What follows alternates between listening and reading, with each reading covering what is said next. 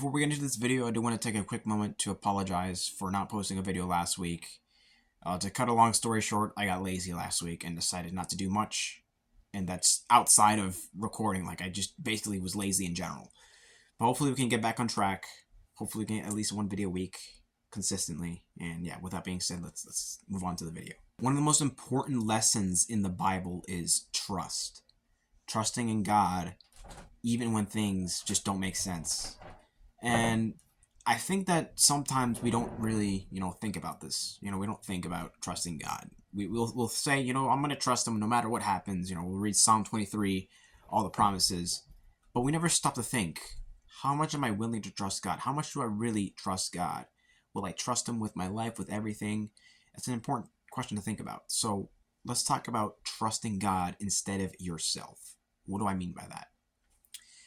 Well, in Proverbs it says, trust in the Lord with all your heart and lean not on your own understanding. Now, people take that to mean, look, you can't rely on your brain. You see? Look at how absurd the Bible is. But hold on, let's take a second. Let's try to think about this logically. What does this mean? Let's examine context. Because this is a book of wisdom, right? Proverbs is a wisdom book. I don't think you want to interpret things hyper literally. You want to be careful with how you interpret things. So when it says lean not on your own understanding, does it mean not to understand anything? Does it mean not to think at all? What does that mean? Well, that would be a really strange interpretation to say that it means don't use your brain at all because, well, that's impossible, right? And then in order to trust in the Lord with all your heart, you need to use your brain, right? So that's a very bad interpretation of that verse or verses. I think it's two verses. But anyway, so what does that mean? Trust in the Lord with all your heart and lean not on your understanding. It means you're not going to rely solely on your understanding. Now, in Proverbs, there's a lot of things that include, your wisdom, your understanding. But ultimately, that's not what you lean on. You do not rely on what you know, because ultimately there's going to be coming a time where you do not know. And you need to trust in God who knows all things and who will guide you through this. So, one thing I want to emphasize in this video is to not lean on your own understanding, right? Now, that doesn't mean that, when you go through a difficult situation, just stop thinking, right? All right, you know what? I'm going to leave it to God, because then a lot of people do that. They'll say, oh, well, lean not on my own understanding. I'm not going to do anything. I'm just going to sit around and wait. It's like, wait a minute. Because laziness is also condemned in Proverbs a lot, right? Laziness is also, I think in chapter 2, literally before this, or chapter 1 maybe, it opposes laziness, right? So both those things are sinful. Both those things are foolish. To rely on your own understanding, lean on it, and then to be lazy. There's a part you're going to play, but ultimately your trust is in God, not in what you're going to do. So put it like this, let's give a hypothetical situation. Your bills are getting high, or taxes or whatever, and you're running low on money. Instead of saying, you know what, I'm just going to stop working and leave it to God, how about this? How about give it your all right? Do your part. I'm just going to keep going, do what I can, and leave the rest to God, and then God will pull through, right? He will do what his will is intended for you.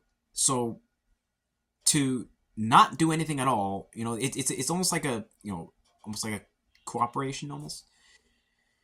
You're not gonna try to take care of everything yourself, but at the same time you're not gonna do nothing. So when I say trust God and not yourself, I don't mean do absolutely nothing. There are things you're gonna do, right? But ultimately your trust is in God.